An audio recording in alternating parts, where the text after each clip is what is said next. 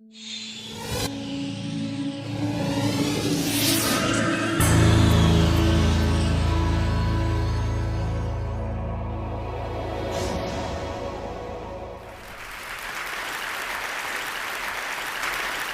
students often ask me, what is sociology? And I tell them it's the study of the way in which human beings are shaped by things that they don't see. And they say, so how can I be a sociologist? How can I understand those invisible forces? And I say, empathy. Start with empathy. It all begins with empathy. Take yourself out of your shoes, put yourself into the shoes of another person. Here, I'll give you an example. So I imagine my life if 100 years ago China had been the most powerful nation in the world and they came to the United States in search of coal. And they found it, and in fact they found lots of it right here. And pretty soon they began shipping that coal ton by ton, rail car by rail car, boatload by boatload, back to China and elsewhere around the world. And they got fabulously wealthy in doing so. And they built beautiful cities, all powered on that coal.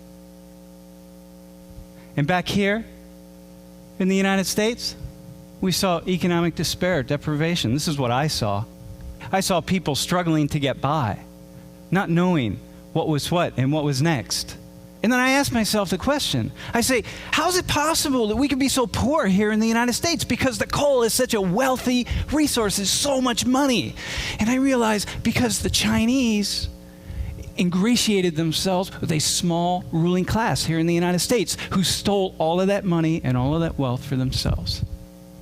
And the rest of us, the vast majority of us, struggle to get by.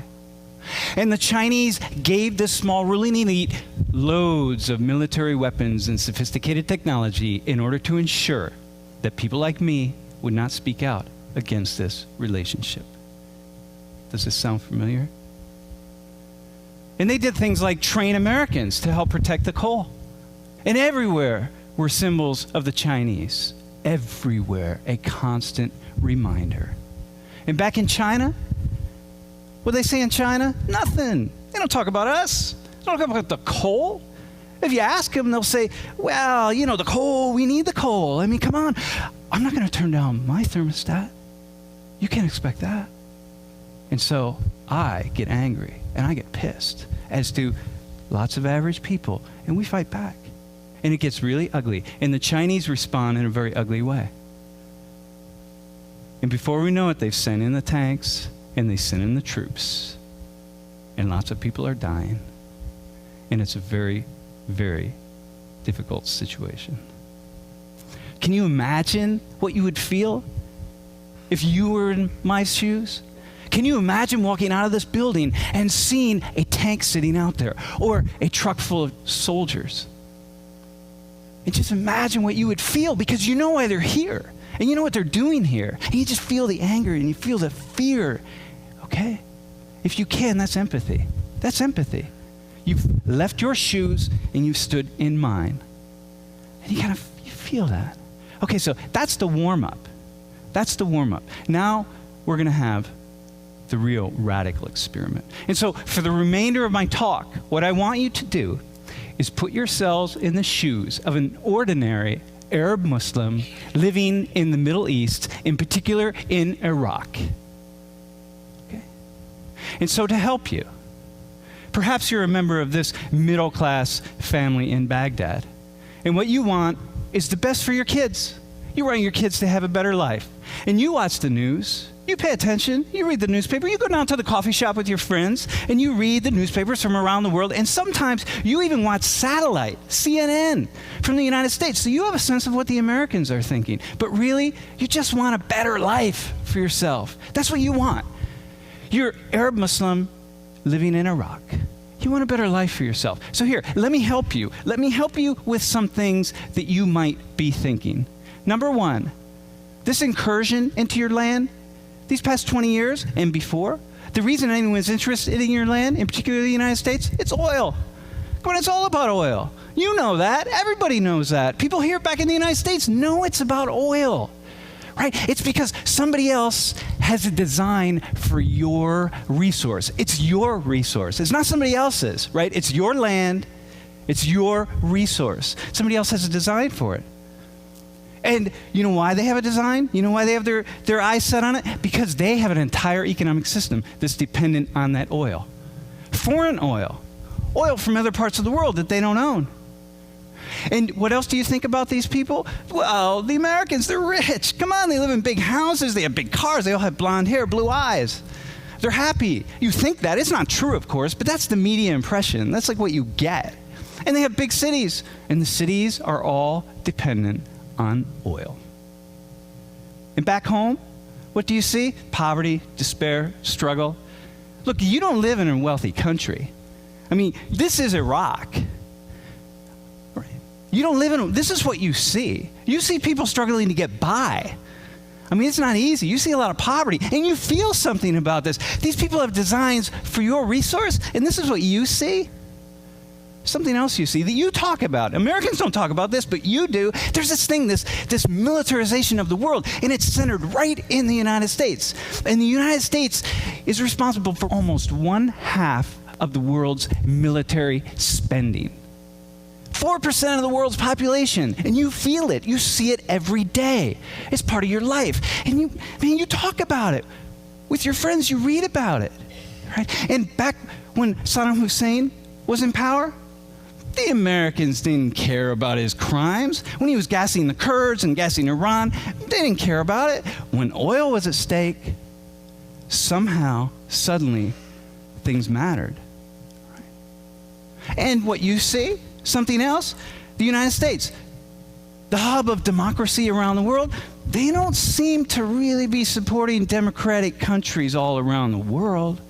There are a lot of countries, oil-producing countries, that aren't very democratic, but supported by the United States. It's odd. Oh, these incursions, these 2 wars, the 10 years of sanctions, the 8 years of occupation, the insurgency that's been unleashed on your people, the tens of thousands, the hundreds of thousands of civilian deaths, all because of oil. You can't help but think that. You talk about it. It's in the forefront of your mind always. You say, how is that possible? In this man, he's every man. Your grandfather, your uncle, your father, your son, your neighbor, your professor, your student. Once a life, happiness and joy, and suddenly pain and sorrow.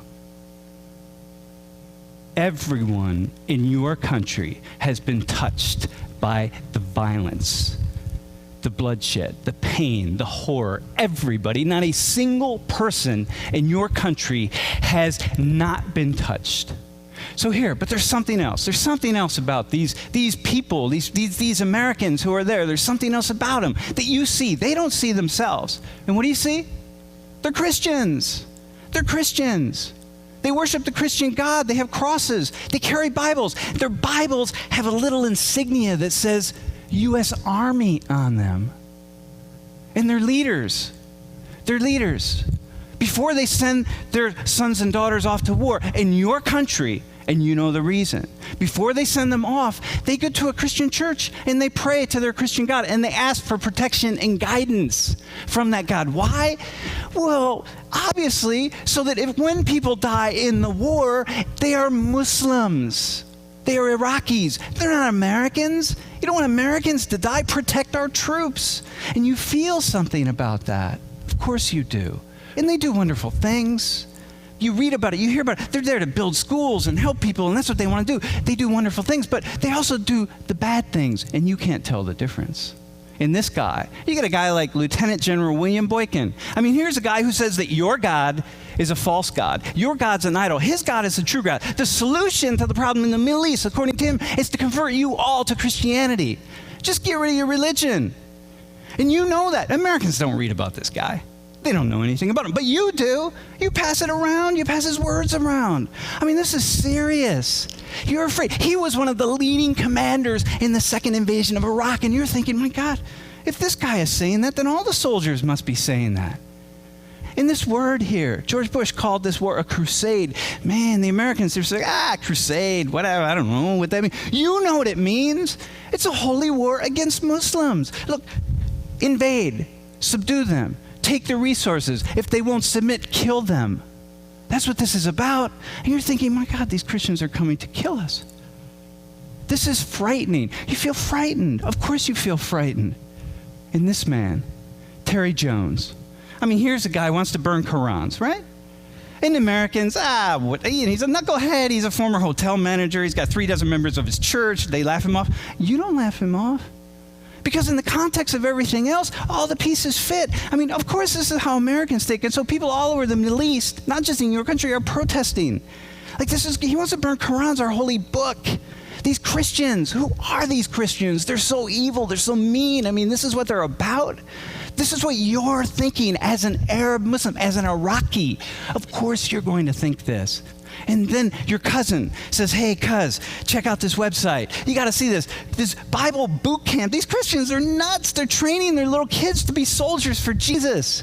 And they take these little kids and they run them through these things. They teach them how to say, sir, yes, sir, and things like grenade toss and weapons, care, and maintenance. And go to the website. It says U.S. Army right on it. I mean, these Christians, they're nuts.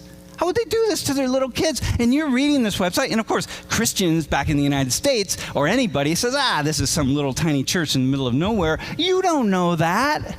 For you, this is like all Christians. Like it's all over the web, Bible boot camp. And look at this. They even teach their kids. They train them in the same way the U.S. Marines train. Isn't that interesting? And it scares you, and it frightens you. So these guys, you see them? You see, Sam Richards, I know who these guys are. They're my students, my friends. I mean, I know what they're thinking. You don't know. When you see them, there's something else. There's something else. That's what they are to you. We don't see it that way in the United States, but you see it that way, right? So here, of course, you got it wrong. You're generalizing. It's wrong. You don't understand the Americans. It's not a Christian invasion. We're not just there for oil. We're there for lots of reasons. I mean, you have it wrong. You missed it. And of course, most of you don't support the insurgency. You don't support killing Americans. You don't support the terrorists. Of course you don't. Very few people do. But some of you do, right? And this is a perspective. Okay. So now, here's what we're going to do. Step outside of your shoes that you're in right now and step back into your normal shoes. So everyone's back in the room, okay? Now here comes the radical experiment. So we're all back home. This photo, this woman, man, I feel her. I feel her. She's my sister, my wife, my cousin, my neighbor. She's anybody to me. These guys standing there, everybody in the photo, I feel this photo, man. Okay? So here's what I want you to do. Let's go back to my first example of the Chinese. Okay? So I want you to go there. So it's all about coal, and the Chinese are here in the United States. And what I want you to do is picture her as a Chinese woman receiving a Chinese flag because her loved one has died in America in the coal uprising. And the soldiers are Chinese, and everybody else is Chinese. Okay? As an American, how do you feel about this picture? What do you think about that scene? Okay, try this. Bring it back. This is the scene here. It's an American soldiers, American woman who lost her loved one in the Middle East, in Iraq or Afghanistan. Okay? Now, put yourself in the shoes. Go back to the shoes of an Arab Muslim living in Iraq. What are you feeling and thinking about this photo, about this woman?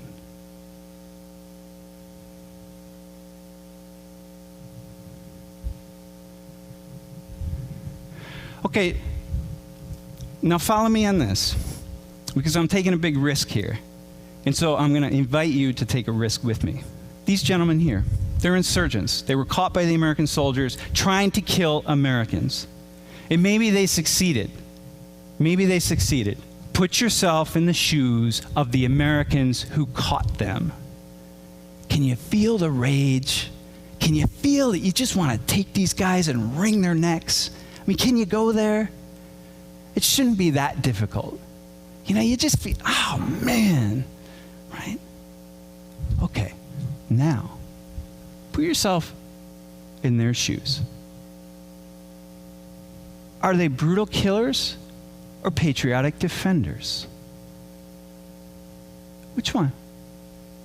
Can you feel their anger, their fear, their rage at what has happened in their country? Can you imagine that maybe one of them in the morning bent down to their child and hugged their child and said, "Dear, I'll be back later.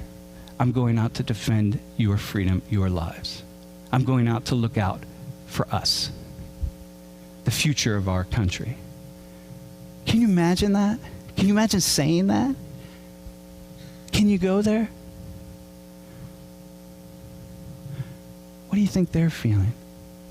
Right?